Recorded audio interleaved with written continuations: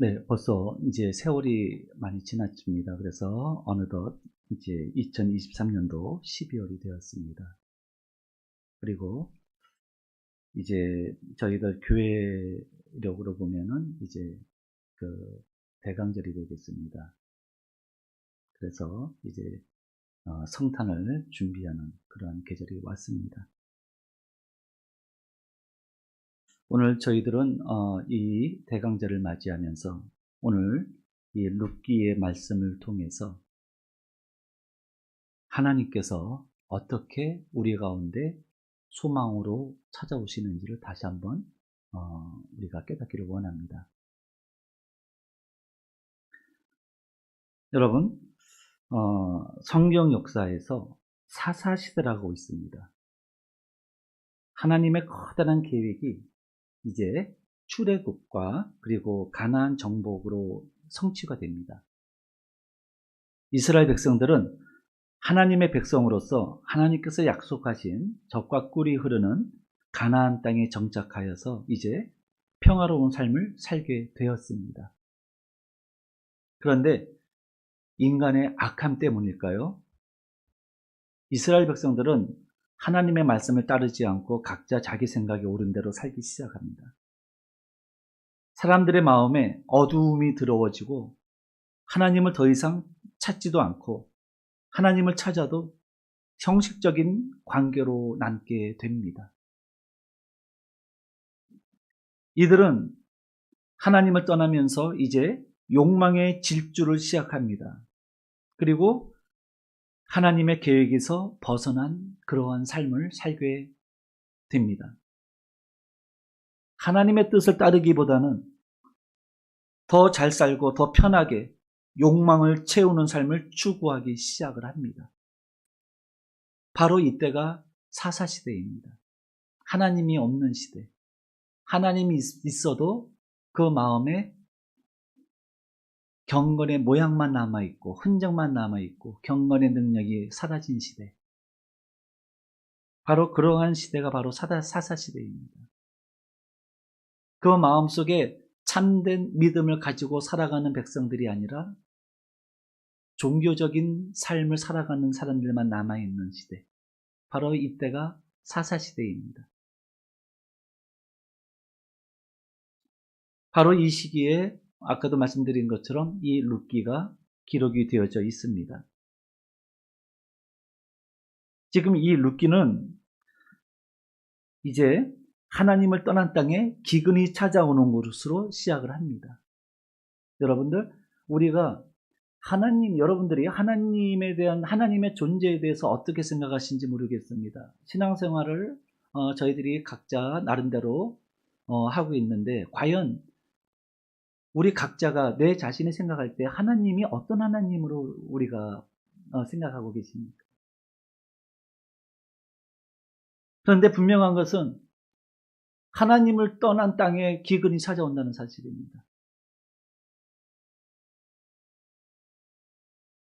이것은 하나님께서 분명하게 말씀하신 내용입니다.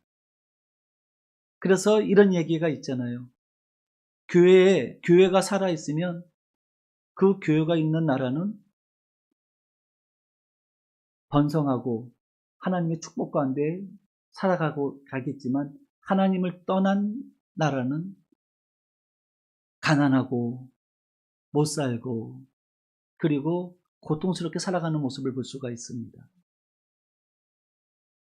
하나님을 떠나면, 특별히 하나님의 백성이 하나님을 떠나면 그 땅에는 반드시 기근이 찾아옵니다.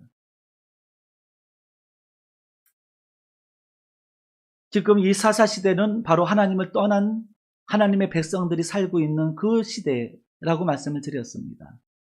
기근이 찾아왔습니다. 그러니까 이제 엘리멜렉이라는 사람이 이제 살 길을 찾아서 하나님의 약속의 땅을 떠나버립니다. 떠나서 모압 지방으로 갑니다. 그곳에는 먹고 살만한 것들이 조금 있었나 봅니다.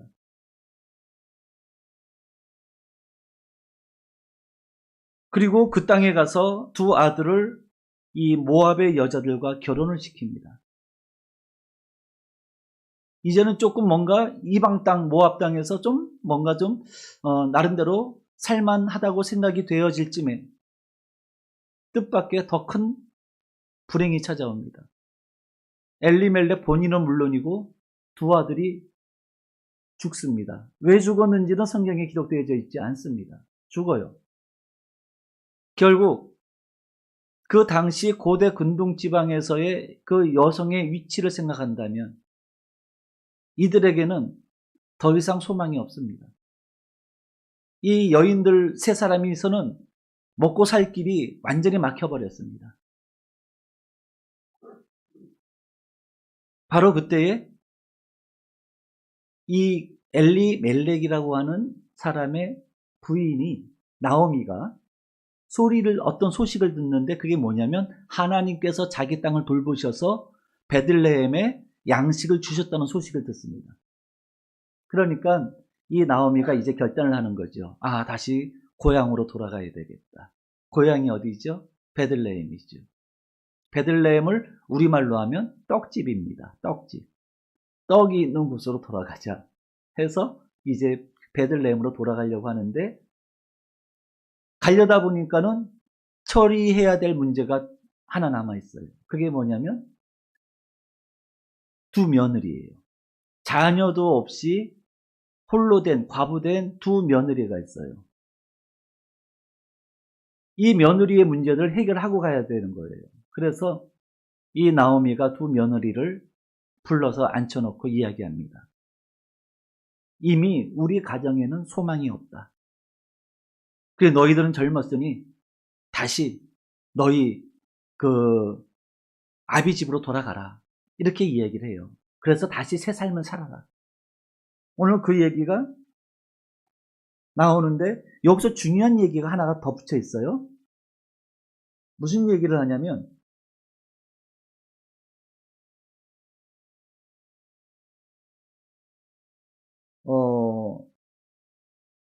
13절이죠. 13절에 보시면 이렇게 이야기합니다.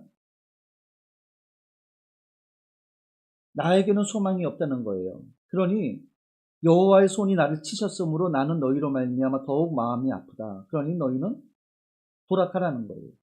그리고 15절 오늘 본문의 말씀에 보면 그의 신들에게로 돌아가라고 얘기하는 거죠. 그의 신들. 그러니까 모압의 신이 뭐냐면 그모스라고 하는 신이에요. 그모스. 이 모압 사람들이 섬기는 신은 그모스예요. 그걸로 돌아가라는 겁니다. 그럴 때에 한 며느리 오르바는 인간의 아쉬움을 남기고 한바탕 울음을 쏟고 자기 길로 떠나갑니다. 근데 여기 이제 나오는 주인공이죠. 루시라고 하는 여인은 뭐라고 이 얘기하냐면 16절이죠. 16절, 17절. 우리 함께 읽어볼까요? 16절과 17절이요. 하나님의 말씀. 우리 함께 읽겠습니다. 시작. 루시 이르되 내게 어머니를 떠나며 어머니를 따르지 말고 돌아가라. 강권하지 마옵소서. 어머니께서 가시는 곳에 나도 가고 어머니께서 머무시는 곳에서 나도 머무겠나이다. 어머니의 백성이 나의 백성이 되고 어머니의 하나님이 나의 하나님이 되시리니 어머니께서 죽으시는 곳에서 나도 죽어 거기에 묻힐 것이라. 만일 내가 죽으니 외에 어머니를 떠나며 여호와께서 내게 벌을 내리시고 더 내리시기를 원한다이다 하시니라. 아멘. 그렇습니다. 지금 이 루시라고 하는 여인은 뭐라고 얘기를 하냐면은 이제 젊은 나이에 홀로 남은 이 시어머니를 쫓아가면 자기의 인생은 그곳으로 끝나는 거예요. 어떤 소망도 없어요. 그런데도 쫓아가겠다는 겁니다. 그 얘기는 무엇이죠? 자기의 인생을 다 내려놓겠다는 얘기예요. 다 포기하겠다는 얘기예요. 다 포기하고 나의 어떤 즐거움도 나의 어떤 개인적인 소망도 다 내려놓고 어머니를 따르겠다는 겁니다. 이거 쉬운 결정 아니죠. 앞으로 살 날이 많이 남아있는 그러한 젊은 여인이었어요. 쉬운 결정 아닙니다. 그런데 이 여인이 그럼에도 불구하고 자기의 모든 것을 다 내려놓겠다는 거예요. 어떻게 이런 결정을 할 수 있을까? 여러분들 같으면은 이런 결정이 가능할까요? 나에게는 어떤 기회가 남아 있어요. 세상적으로 어떤 기회가 있어요. 그런데 그 기회를 포기할 수 있습니까? 그런데 이 룻은 포기를 해요. 쉬운 결정이 아니죠. 그런데 그 포기하는 이유가 무엇이냐는 거예요. 자기의 삶을 포기할 수 있는 이유, 포기하는 이유. 오늘 이 룻기서에는 나타나지 않지만 여기서 룻기서의 가장 큰 특징이 뭐냐면 직접적으로 말씀하지 않습니다. 간접적으로 하나님에 대한 신앙과 믿음의 고백들이 나오고 있어요. 그게 뭐냐면 오늘 룻이 무슨 얘기를 하냐면 어머니의 하나님이 나의 하나님, 어머니의 백성이 나의 백성이 되고 어머니의 하나님이 나의 하나님이 되시리이다. 여기가 굉장히 중요한 대목이죠. 어머니의 하나님이 나의 하나님이 되실 것이다. 그 얘기는 자기 신앙 고백이에요. 이 신앙 고백을 통해서 우리가 알 수 있는 건 뭐냐면 룻은 인간적인 결정을 한 게 아니에요. 신앙적 결단을 한 겁니다. 나오미의 백성이 누구죠? 하나님의 백성이잖아요. 하나님의 백성들이에요. 언약 백성들입니다. 그 백성들이 나의 백성이 되겠다는 거고 어머니가 섬기는 그 하나님이 나의 하나님이 될 거라는 거예요. 굉장히 중요한 대목이죠. 이 룻은 그모스라고 하는 우상을 섬기다가 지금 하나님을 섬기는 가정에 시집을 왔어요. 이 유대인들의 삶의 패턴은 날마다 하나님 앞에 예배드리는 것이 하나의 삶의 패턴이에요. 이들은 하나님의 말씀을 늘 읽고 배움을 받고 그렇게 살아가는 것이 이 유대인들, 하나님의 백성들의 삶의 모습이었거든요. 그러다 보니까는 이 룻이라고 하는 이 여인은 오르바와는 틀리게 그 마음속에 하나님에 대한 믿음이 생기기 시작을 했어요. 그러면서 하나님을 나의 하나님으로 섬기는 겁니다. 여러분, 이 대목에서 우리는 누구를 생각하냐면 라합이라고 하는 여인을 떠올리게 합니다. 라합이 누굽니까? 여리고성에 사는 선술집을 하는 그러한 여인이었어요. 그런데 하나님에 대한 소문을 들었습니다. 아, 이 땅에서 섬기는 우상들은 아무것도 아니구나. 이스라엘 백성들이 섬기는 하나님이 진짜 신이구나를 깨달았던 겁니다. 그리고 그 마음속에 이미 믿음이 들어가기 시작한 거예요. 그랬기 때문에 정탐꾼이 찾아왔을 때 자기의 모든 것을 다 걸고 이 정탐꾼 두 사람을 숨깁니다. 쉬운 일이었을까요? 절대로 쉬운 일 아닙니다. 자기의 모든 것을 다 걸어야 가능한 일이었습니다. 근데 그 자기의 모든 것을 다 걸 정도로 소위 말하면 여러분들 그런 거 있잖아요. 왜 죄송합니다. 우리가 뭐 주식 투자를 하거나 또는 어떤 그 내기를 할 때 몰빵을 한다 그러잖아요. 내가 이거 몰빵할 거야. 내 모든 거 다 해서 몰빵하잖아요. 그죠? 아, 너무 좀 표현이 좀 그렇죠?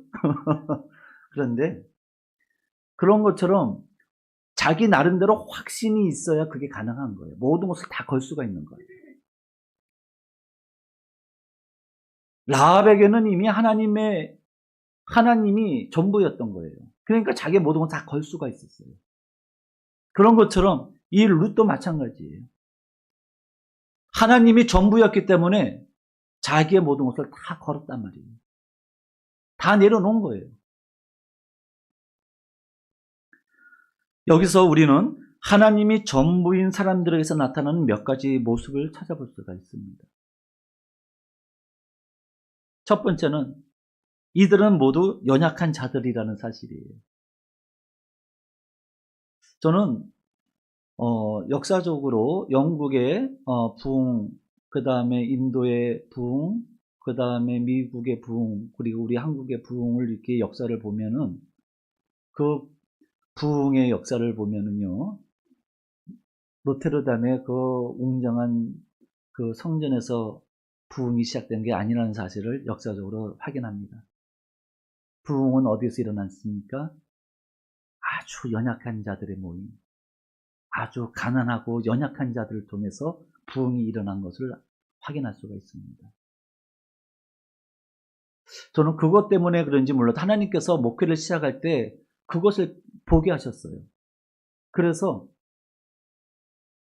늘 교회가 작고 연약해 보이지만 오히려 그것이 저에게는 큰 소망이었습니다.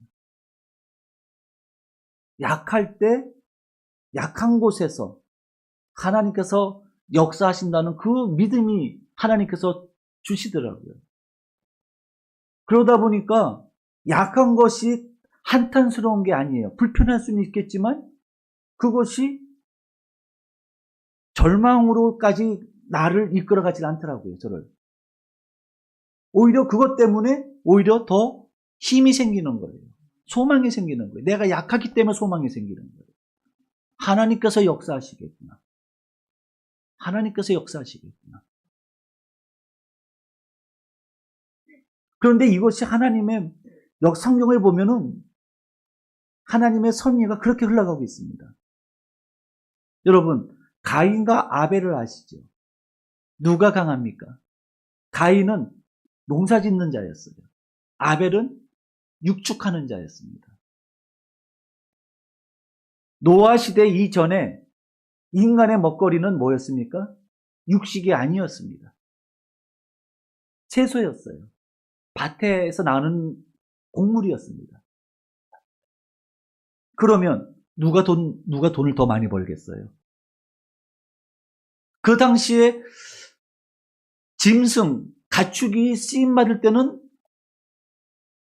거의 별로 없어요. 다 곡식이에요. 인기가 좋아요. 수요가 많으면 가격이 올라가잖아요.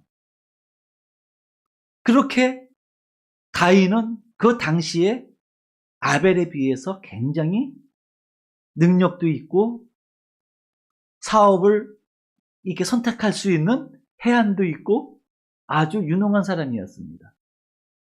그게 가인이었어요. 근데 아벨은 힘이 없었어요. 아벨 이름의 뜻이 허무한 자라는 뜻입니다. 아벨은. 허무한 자예요, 아벨은. 그 이름대로 허무하게 왔다가 자기 형 그 가인의 손에 허무하게 죽고 그 인생이 허무하게 끝났어요. 그게 아벨의 인생이에요. 그런데 하나님께서는 누구를 보십니까? 연약한 자를 보시는 거예요. 아벨을 대신해서 누구를 주시죠? 셋을 주십니다. 그리고 셋을 통해서 하나님의 그 역사가 일어나고 있는 것을 볼 수가 있어요. 왜 그럴까? 고린도전서 1장에 보시면 하나님께서 이렇게 말씀하십니다. 하나님께서 세상에 미련한 것들을 택하사 지혜 있는 자들을 부끄럽게 하려 하시고 세상에 약한 것들을 택하사 강한 것들을 부끄럽게 하려 하시며 하나님께서 세상에 천한 것들과 멸시받는 것들과 없는 것들을 택하사 있는 것들을 폐하려 하시나니 이는 아무 육체도 하나님 앞에서 자랑하지 못하게 하려 하십니다. 하나님께서 정하신 거예요.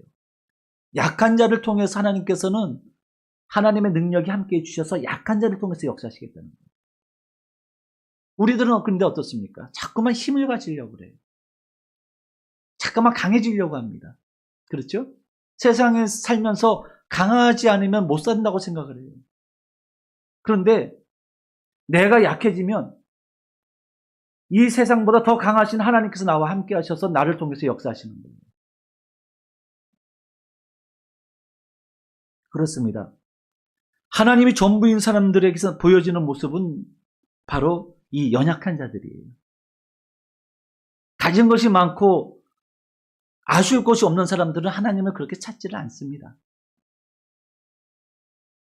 하나님이 전부가 안 되는 거예요. 그렇습니다. 두 번째는 뭐냐면 하나님을 사모하는 마음을 가진 사람들이라는 거예요. 하나님의 사람들, 하나님이 전부인 사람들은요, 하나님을 만나기를, 하나님을 사모하는 마음이 아주 불붙어요. 시편 42편에 하나님이여 사심이 시냇물을 찾기에 갈급한 같이 내 영혼이 주를 찾기에 갈급하니이다. 내 영혼이 하나님 곧 살아계신 하나님을 갈망하나니 내가 어느 때에 나아가서 하나님의 얼굴을 배울까. 여러분들, 하나님이 아니면 우리는 구원받을 길이 없거든요. 하나님이 아니면 안 되거든요. 그렇기 때문에 하나님을 만나야 되거든요. 그러니까 하나님 앞에 간절할 수밖에 없어요. 하나님을 사모할 수밖에 없습니다. 그렇습니다. 그렇기 때문에 하나님이 전부인 사람들에게는요, 하나님을 늘 사모하는 마음을 갖고 있다는 거예요. 그리고 세 번째는 뭡니까? 아까도 말씀드린 것처럼 자기의 모든 것을 다 내려놓습니다. 자기의 모든 것을 다 내려놔요. 하나님을 따르기 위해서, 하나님을 만나기 위해서 모든 것을 다 내려놓습니다. 하나님은 바로 그러한 사람들을 통해서 역사하신다는 거예요. 이 룻이나 오늘 이 룻도 역시 마찬가지라는 거죠. 근데 여러분들 보십시오. 저는 참 하나님께서 하시는 일이 너무 기가 막힌 게요. 사람의 지혜로는 하나님이 하시는 일을 측량할 수가 없어요. 룻은 소망이 없잖아요. 뭐 길이 없잖아요. 근데 하나님께서 기가 막히게 그 길을 열으시는데요. 결국은 룻을 통해서 룻이 누구를 만나요? 보아스를 만나고 보아스를 통해서 아들을 낳습니다. 가정이 다시 회복이 되었어요. 그리고 그 증손자가 누구죠? 다윗 왕입니다. 오늘 이 말씀을 보면서 저는 무엇을 깨닫게 되냐면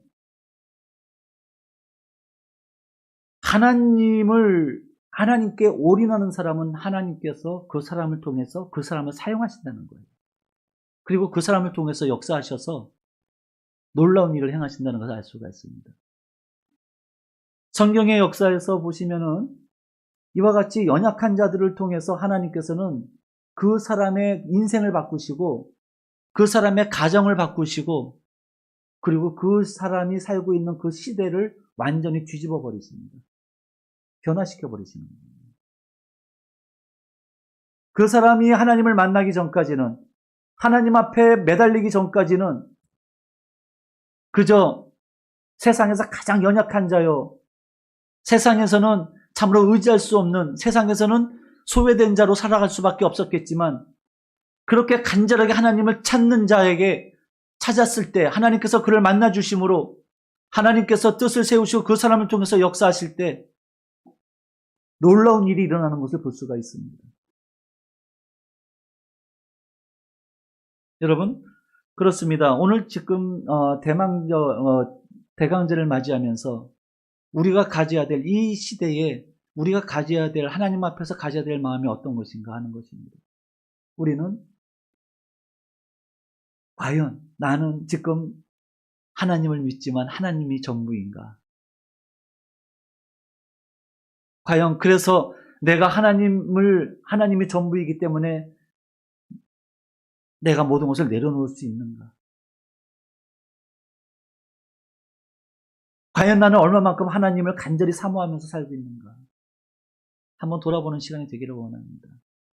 분명한 것은 오늘 주시는 이 말씀의 메시지의 핵심은 뭐냐면 하나님은 하나님을 찾고 하나님을 사모하는 자, 하나님을 기다리는 자를 통해서 하나님은 복을 내려주시고 그 사람을 통해서 하나님은 우리가 생각하지도 못했던 더 놀라운 일들을 행하신다는 사실입니다.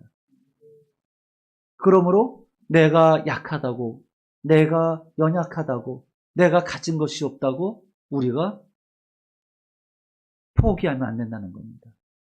어떤 문제 앞에서 우리는 이 믿음의 길을 멈추면 안 되고 우리에게 소망이 되시는, 내 인생을 바꾸시는 그 하나님, 이 룻처럼 놀라운 일을 여러분들이 기대하신다면 여러분 하나님을 바라보시고 하나님을 사모하시고 하나님께 모든 것을 올인하시기 바랍니다.